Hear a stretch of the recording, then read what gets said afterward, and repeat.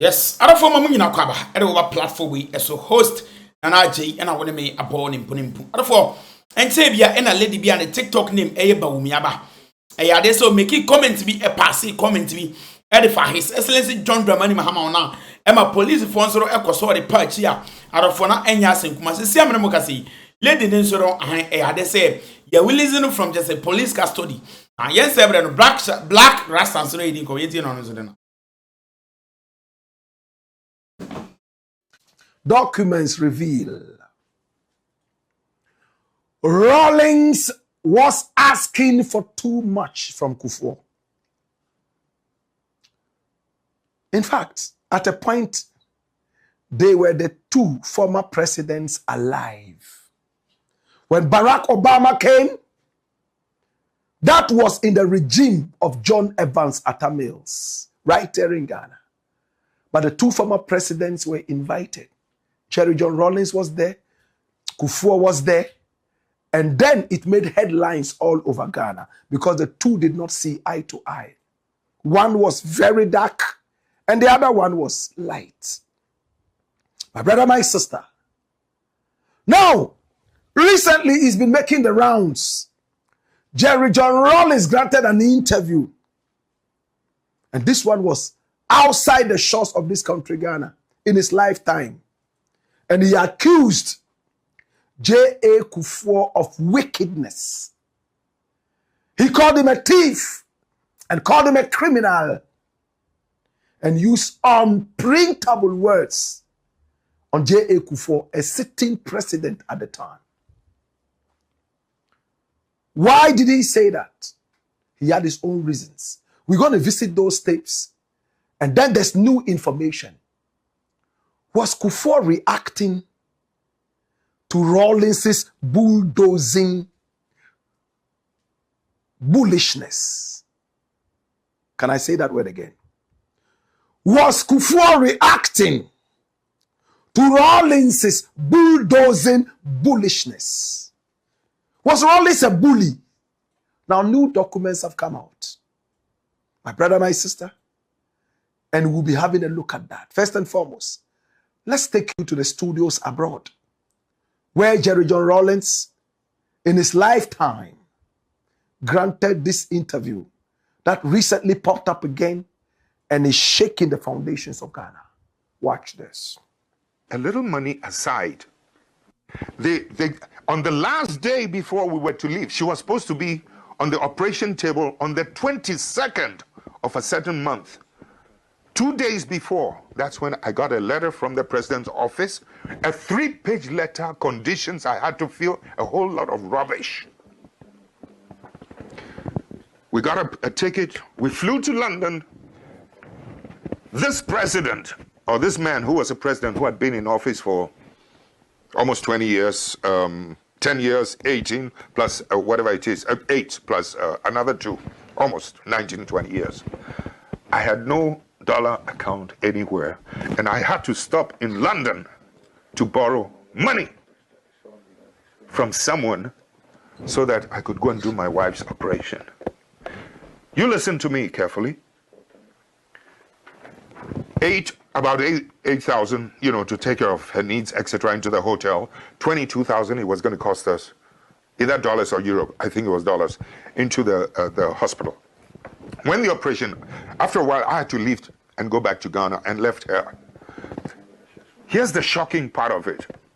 After the operation was done, on borrowed money, people don't believe it, but it's true, on borrowed money, when the operation was done, she was discharged into the hotel so that she could be brought in once in a while, for checkup, a review.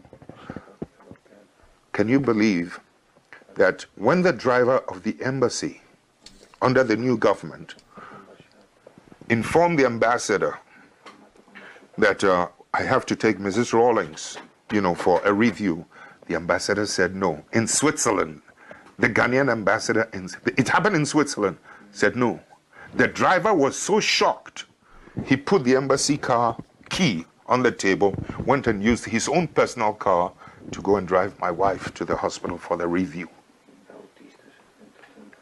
This is the kind of vicious petty-mindedness that you can sometimes run in parts of the world in terms of my relationship with this character that, you know, your Western powers or the Western powers have promoted, and they are trying to sanitize his image as if he's the cleanest, finest head of state in Africa.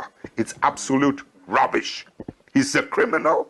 He's a thief. He went around telling the world, wrote a letter to every bank around the world that I had stolen suitcases of money into bank accounts. I was trying to kill him, make a coup. I had stolen 19 cars, etc. All of them were false. I will not tell you something that the bank... It took 3 months for me to be able to open a bank account through somebody. Finally, when the bank manager was going to open that account for me, do you know what he told his Swiss friend? You can come and do it. Every day he goes there. Is it open? Is it open? Is it open?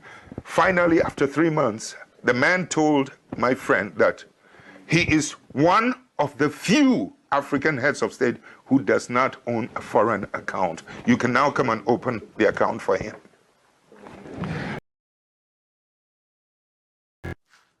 Jerry John Rawlings, of blessed memory, he was the leader of this nation for many, many years. He left us with something he called the June 4 Revolution. Not many see him as a hero in the country.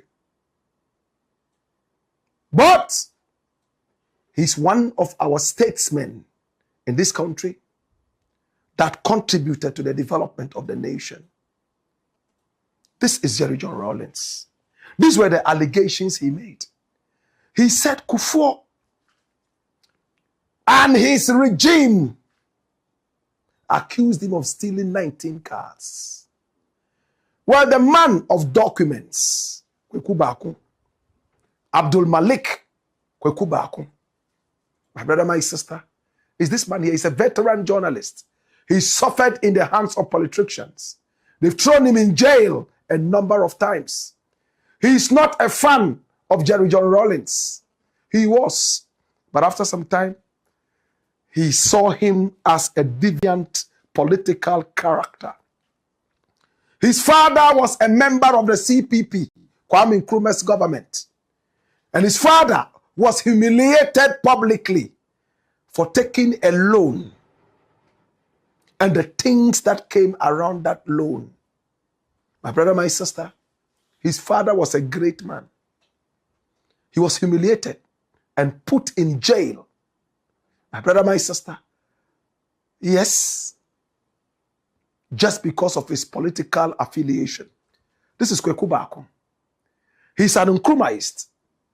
But when people say they are Nkrumahist and they have sympathies for the NPP, I am mostly surprised. But he has serious NPP sympathies.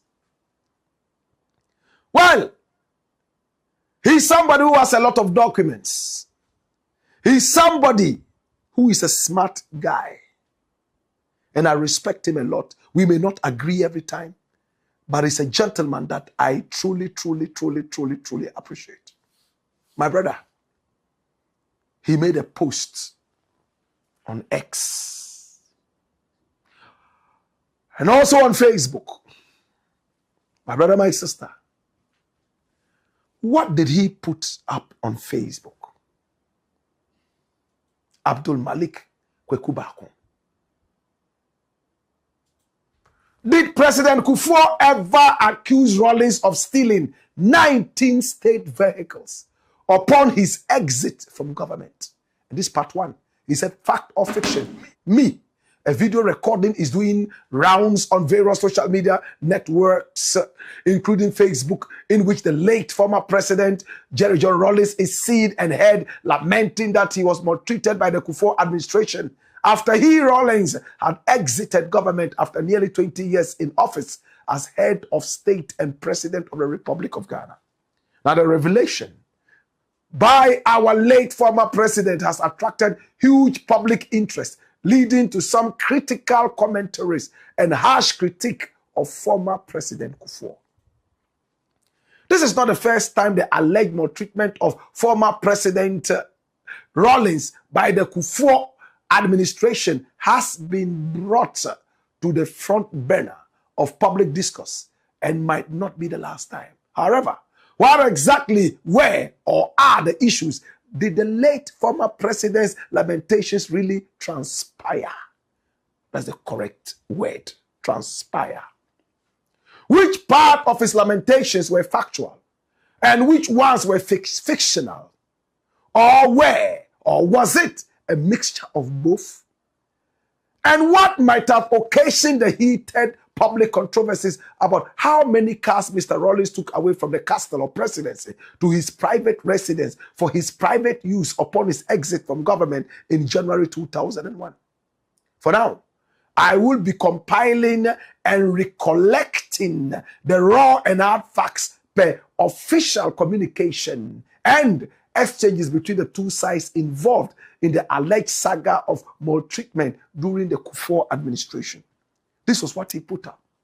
He updated it, and then he gave us some documents.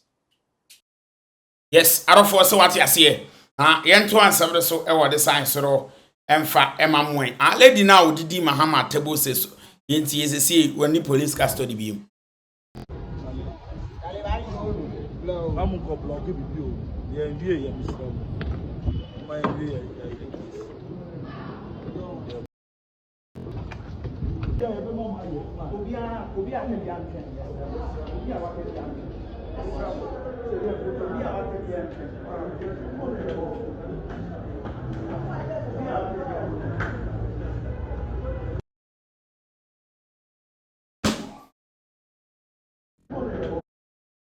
Say what's ya say see am no kasi oni pleasing ana oni police custody bi ya yino amana ba fi ana di dwuma de besim do bi ara se be bi makramba